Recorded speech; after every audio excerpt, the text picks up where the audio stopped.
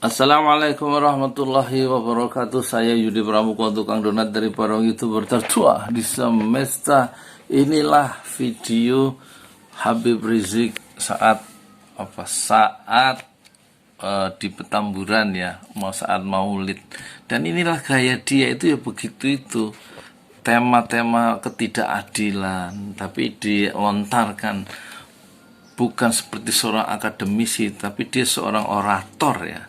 Pesannya itu bagaimana supaya sampai di tengah masyarakat yang latar pendidikannya beragam, tingkat penangkapannya beragam. Jadi caranya itu dia yang sudah berpengalaman menjadi seorang juru dakwah itu tahu bagaimana menyampaikan tema-tema yang berat seperti ketidakadilan penguasa itu disampaikan dengan cara yang bisa ditangkap oleh seluruh spektrum pendengar yang berbeda-beda itu. Inilah keahliannya seorang doktor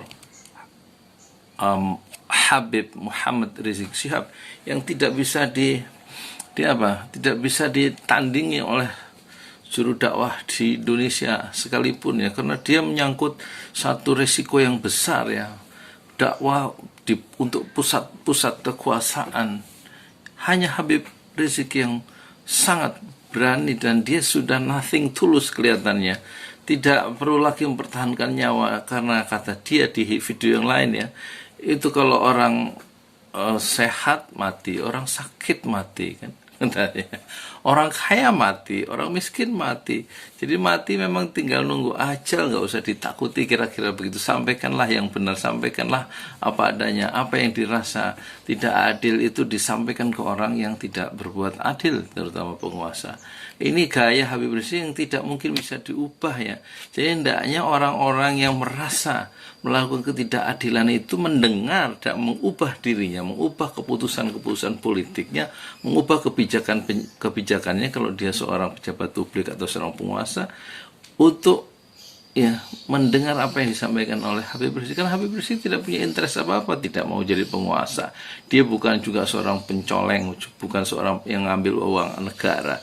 Dia bukan seorang maling, bukan seorang koruptor. Dia juga nggak mau menjabati posisi tertentu. Dia hanya mengingatkan bahayanya ketidakadilan, karena di dalam hadis itu dikatakan salah satu ada 7 kelompok yang mendapatkan perlindungan Allah di saat ya, tidak ada perlindungan di akhirat kecuali perlindungan Allah, yaitu orang yang dapat perlindungan Allah itu satu, pemimpin yang adil. Ini berbahaya menjadi pemimpin itu kalau tidak adil ya, urusannya sampai akhirat. Ya kalau sekarang jadi pemimpin enak, punya uang, punya kehormatan, punya privilege di depan mata manusia. Tetapi dia nanti kalau tidak hati-hati mengelola kekuasaan itu dia tersungkur di dasar neraka. Saya Yudi Pramuko, tukang donat dari Parung, YouTuber tertua di semesta. Petiklah hikmah dari kehidupan dan ceramah yang keluar dari celah-celah bibir Dr. Habib Muhammad Rizik Syihab. Selamat menikmati.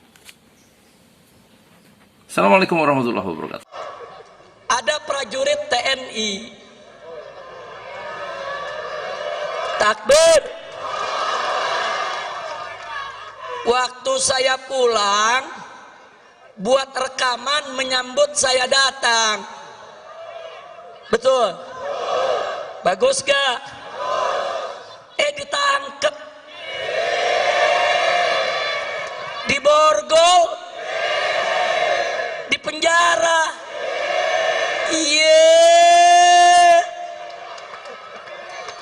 Ada lonte hina Habib.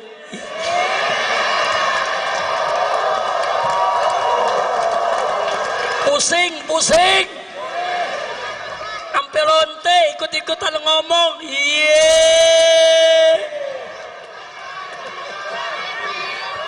Saudara, lanjut jangan. Ya lu jangan berisik dong. Saya nggak marah, cuman ada umat yang marah, ngancam mengepung lonte. Polisi kalang kabut jagain lonte. Iya. Subhanallah wa الحمد لله ولا إله إلا الله. Assalamualaikum warahmatullahi wabarakatuh.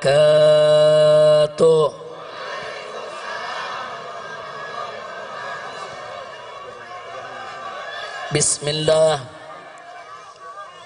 walhamdulillah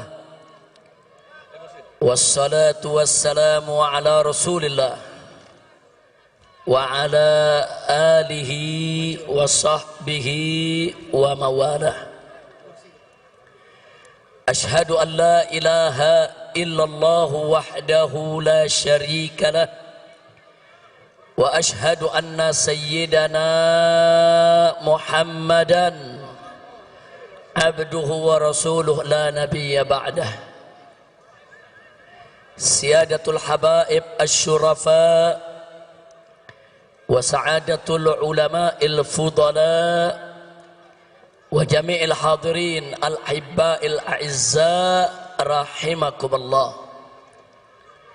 Fi hadhihi al-munasabati as-sa'idah wa bihadha al-ijtima'il mubarak la ansa an usiyakum jami'an wa nafsi bitaqwallah wa bita'ati rasulillahi sallallahu alaihi wa alihi wa sahbihi wa sallam.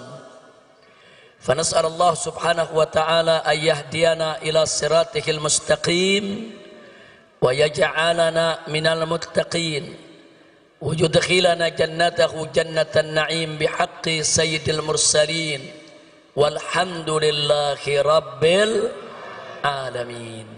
Taqabbalallahu minna wa minkum fataqabbal ya karim.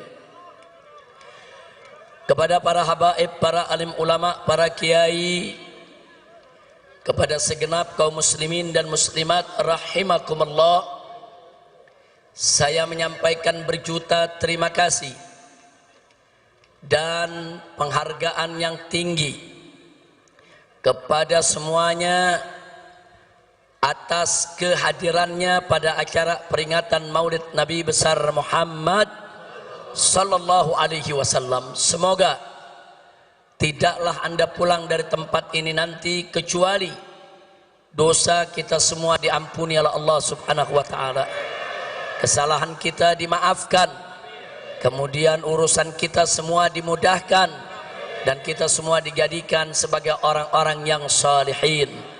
Amin ya rabbal alamin. Ahibba'il kiram, Nabi yang kita peringati maulidnya pada malam hari ini adalah seorang manusia yang memiliki akhlak yang sangat agung.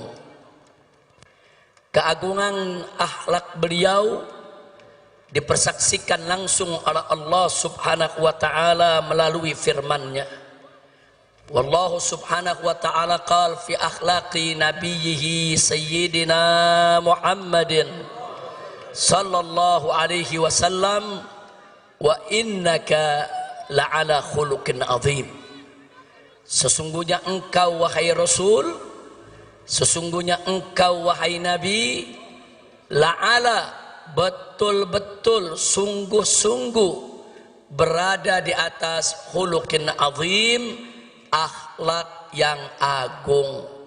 Artinya Nabi alaihi salatu wassalam memiliki akhlak yang sempurna, akhlak yang sangat mulia, akhlak yang teramat agung. Itulah Nabi kita Sayyiduna Muhammad sallallahu alaihi wasallam. Untuk menggambarkan keagungan akhlak Nabi, saudara, kita tidak akan pernah mampu untuk memaparkannya secara tuntas. 1 jam ceramah tidak akan pernah cukup. 1 tahun pun kita jelaskan tidak akan pernah habis. Seumur hidup kita sekalipun tidak akan pernah ada kesudahannya untuk menggambarkan kesempurnaan keagungan akhlak Nabi Muhammad sallallahu alaihi wasallam. Kenapa? Saking sempurnanya, saking saking agungnya. Namun sungguh pun begitu, ada satu ungkapan yang teramat indah di dalam menggambarkan keagungan akhlak Nabi. Kalimat tersebut diucapkan oleh istri Nabi tercinta Sayyidatuna Aisyah radhiyallahu taala anha. Tatkala beliau ditanya oleh seorang tabi'in, "Ya ummal mukminin, wahai ibu orang yang beriman, kaifa kana khuluqun Nabi sallallahu alaihi wasallam?" Bagaimana sih sebetulnya akhlak Nabi? Ini pertanyaannya, saudara. Lalu apa dijawab oleh Sayyidatuna Aisyah As-Siddiqah binti Siddiq radhiyallahu taala anhuma? Beliau menjawab dengan kalimat yang singkat, padat, ringkas, jelas, menunjukkan kecerdasannya di dalam memilih kata, saudara. Di mana beliau katakan, kana khuluquhul Quran. Akhlak Nabi adalah Al-Quran. Itu aja jawaban Siti Aisyah. Siti Aisyah nggak bicara panjang lebar, saudara. Siti Aisyah nggak repot-repot mengungkapkan dengan aneka ragam untayan kalimat. Beliau cukup mengatakan pada saat ditanya, bagaimana sebetulnya akhlak Nabi? Beliau menjawab, akhlak Nabi adalah Al-Quran. Artinya, saudara, kalau kita ingin bicara akhlak Nabi, kemana Al-Quran menuntun, kesanalah Nabi kita berjalan, saudara. Bagaimana Al-Quran itu mengatur, itulah yang dilakukan oleh Nabi, saudara. Dan bagaimana Al-Quran itu menentukan jalan hidup, begitulah jalan hidup Nabi kita Sayyiduna Muhammad sallallahu alaihi wasallam. Al-Quranul Karim mewajibkan aneka ragam kewajiban. Demi Allah, tak satu pun kewajiban pernah ditinggalkan oleh Nabi alaihi salatu wassalam. Al-Quranul Karim mengharamkan aneka ragam di Muhammad sallallahu alaihi wasallam. Oleh karenanya, saudara, bicara tentang revolusi akhlak berarti bicara suatu revolusi yang mengikuti jalan hidup Nabi Muhammad sallallahu alaihi wasallam. Bicara tentang revolusi akhlak berarti bicara tentang satu revolusi yang berdiri tegak di atas Al-Quran dan sunnah Nabi kita Sayyiduna Muhammad sallallahu alaihi wa alihi wa sahbihi wasallam. Nah, kenapa pada kesempatan ini kita mengingatkan tentang revolusi akhlak, saudara? Sebab Nabi kita tidaklah diutus kecuali untuk menyempurnakan akhlak. Nabi yang bersabda dalam satu hadisnya, au kama qala Nabi sallallahu alaihi wasallam, innama bu'ithu li utammima makarimal akhlak. Innama dalam bahasa Arab adatun min adawatil hasr, yaitu suatu kata yang biasa digunakan untuk pembatasan, saudara. Innama kalau diterjemahkan dalam bahasa Indonesia, sesungguhnya hanya. Sesungguhnya hanya. Jadi kalau Nabi mengatakan innama bu'ithu, sesungguhnya aku ini diutus hanya untuk apa? Liutammima makarimal akhlak, untuk menyempurnakan kemuliaan akhlak. Jadi, saudara, ajaran Nabi alaihi salatu wassalam berdiri atas dasar akhlak. Ajaran Nabi alaihi salatu wassalam baik dalam konteks ibadat maupun muamalat, semua berdiri atas dasar akhlak. Karena itu kewajiban semua umat Islam dalam setiap aspek kehidupannya senantiasa berdiri atas dasar akhlak, saudara.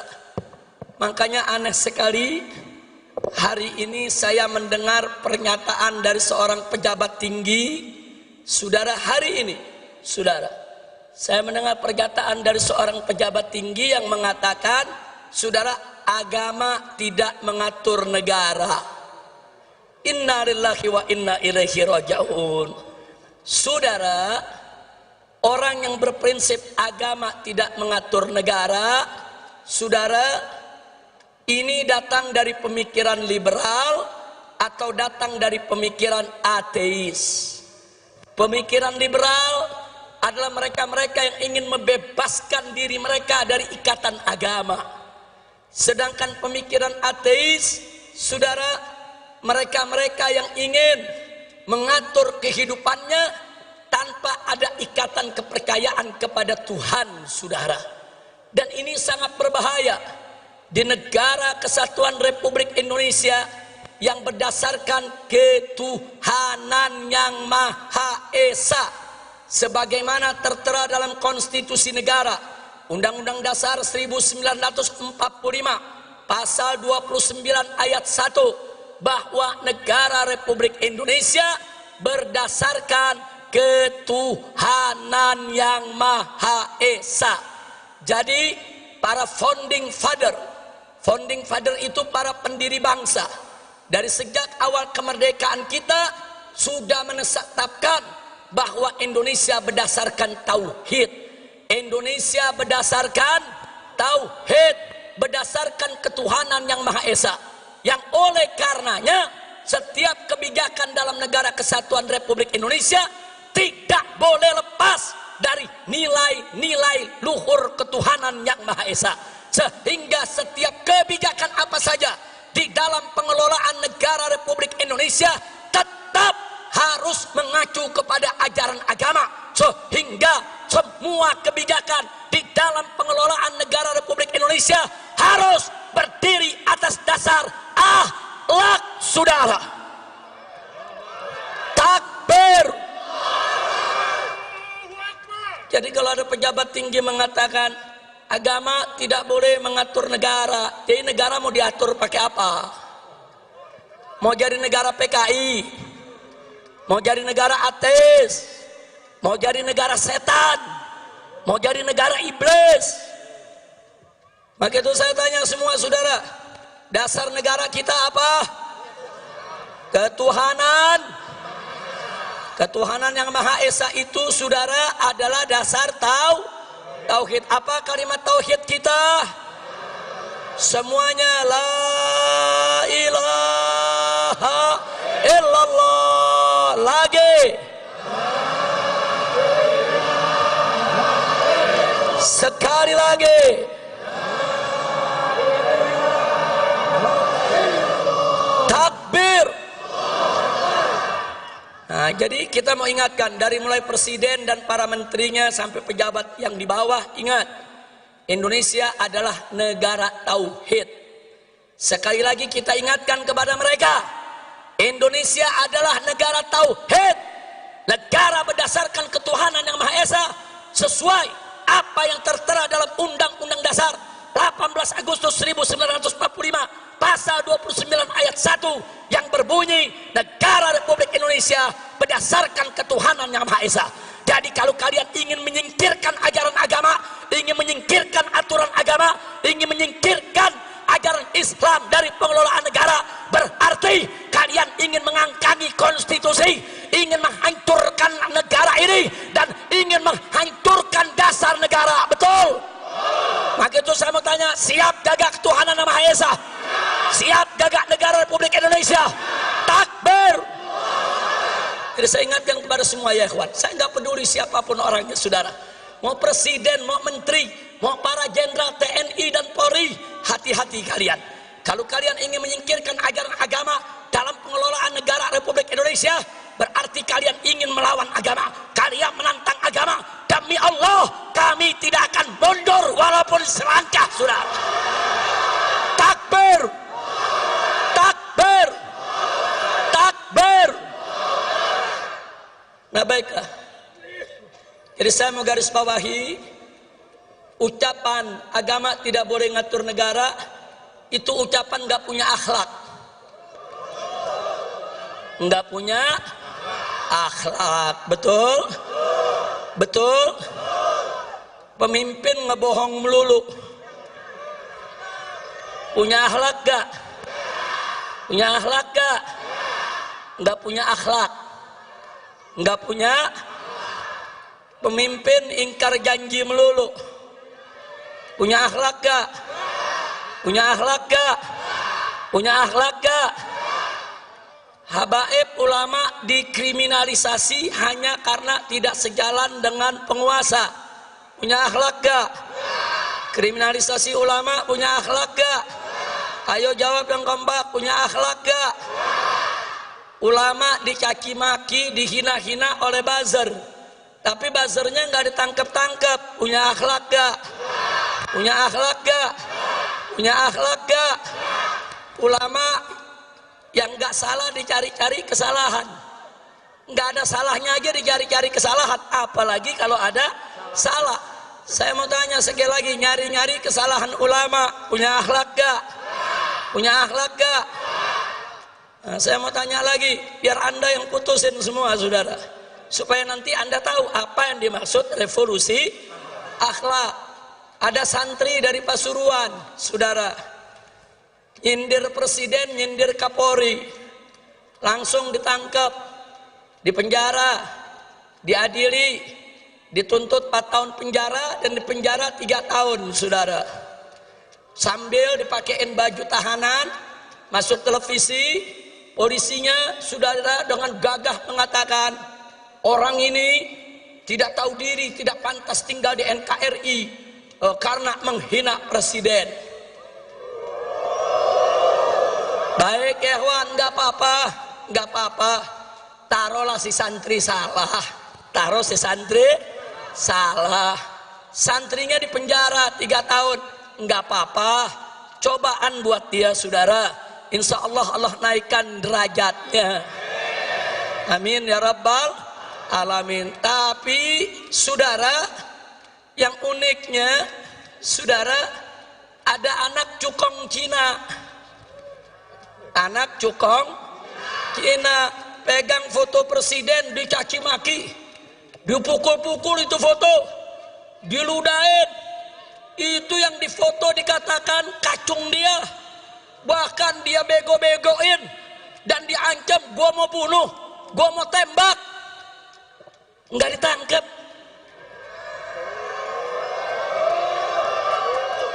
Saya tanya, punya akhlak gak? Ini negara saudara yang mimpin. Coba lihat, giliran santri penjara 3 tahun, giliran anak cukong Cina dibebasin.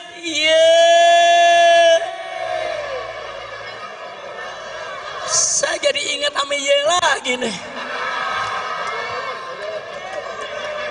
Saya tanya, kacau gak? Kacau gak? Santri nyindir presiden penjara 3 tahun, anak cukong Cina hina presiden, ngancem bunuh presiden, dibebasin.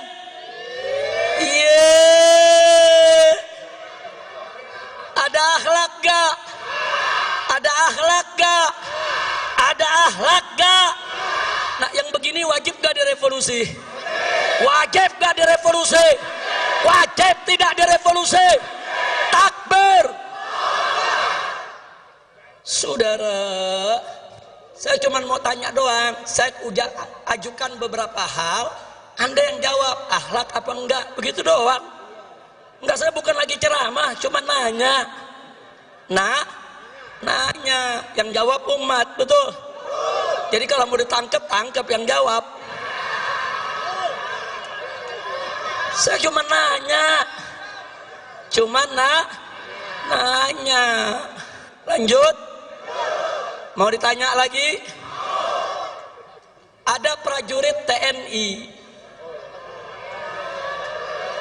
Takbir. Waktu saya pulang, buat rekaman menyambut saya datang. Betul? Bagus gak? Ditangkep.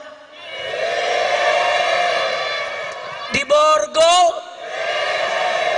Di penjara. Iya.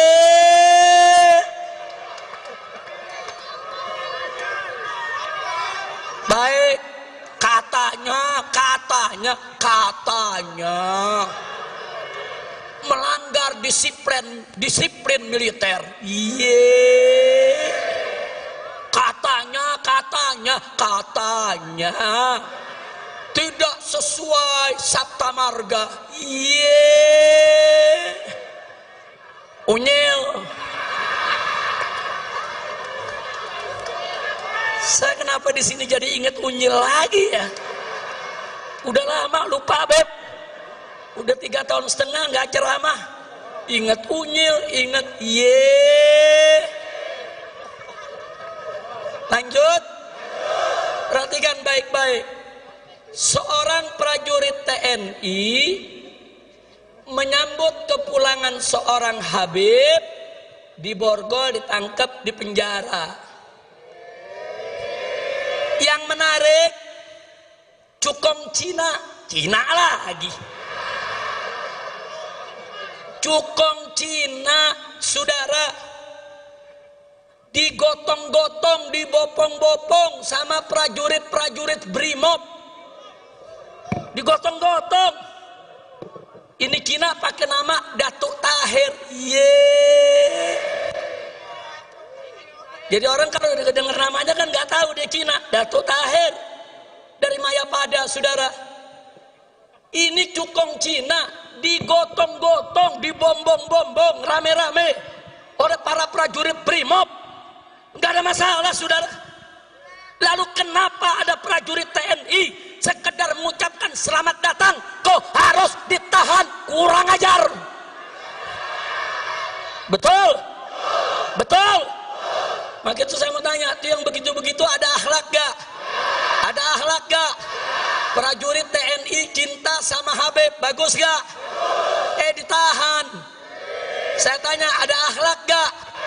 Ada akhlak gak? Cukong Cina digotong-gotong sama prajurit Brimob, berakhlak tidak? Berakhlak tidak? Giliran cukong dibopong-bopong, saudara, dianggap nggak melanggar disiplin. Tapi giliran ada prajurit TNI cinta sama ulama, langsung main pegang, main tahan, main borgol. Kurang ajar, tidak punya akhlak. Betul. Lanjut. Ada lonte hina Habib.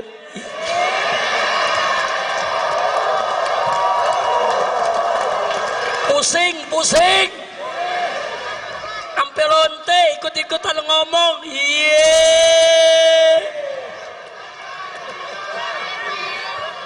Saudara, lanjut jangan. Ya lu jangan berisik dong. Saya nggak marah, cuman ada umat yang marah, ngancam mengepung lonte. Polisi kalang kabut jagain lonte. Iya.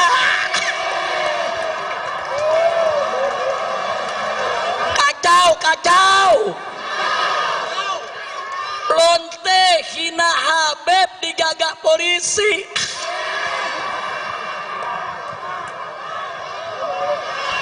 Kacau tidak?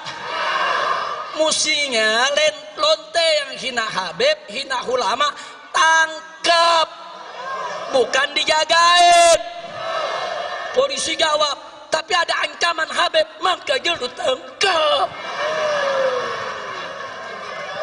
Betul? Ditangkap enggak? Dijagain. Jangan-jangan minta jatah kali.